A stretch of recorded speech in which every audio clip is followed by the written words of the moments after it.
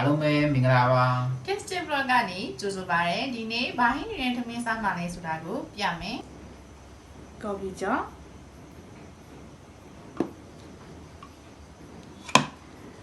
ပဲပြားနဲ့မြစ်ကိုအချင်းဆက်လေးချက်ထားတယ်ဟင်ဒါလေးကတော့တက်ချောက်မုံလာဥဖြူဟင်းကျို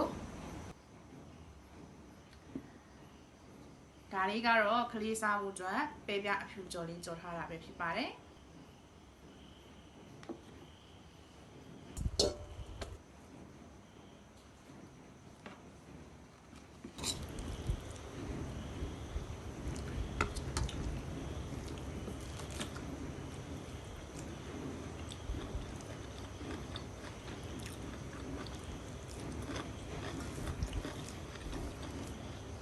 ဝယ်ပြီးကြော်လေးอ่ะ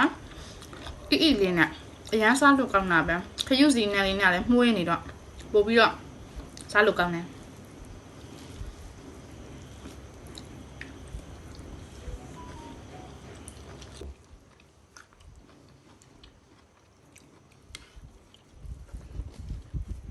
ပြပြလေးကမြည်လေးနဲ့စစ်လေးချက်ထားတော့သမီးကိုတကယ်စားကောင်းတယ်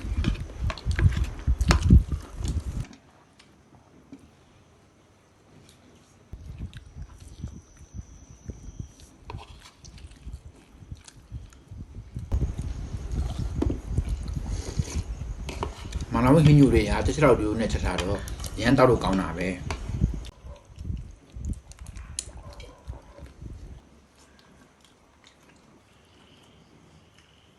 ဘာဟင်းတွေချက်စားမှမသိဘူးဆိုရင်ဒီလိုမျိုးလေးတွေချက်စားကြည့်ဖို့အကြံပေးချင်ပါတယ်ဒီနေ့ဗီဒီယိုလေးကိုကြိုက်နေတဲ့တဲ့ဆိုရင် like and follow နဲ့ share လုပ်ပေးကြပါဦးရှင်နောက်ဗီဒီယိုတွေမှာဆုံကြမယ်နော်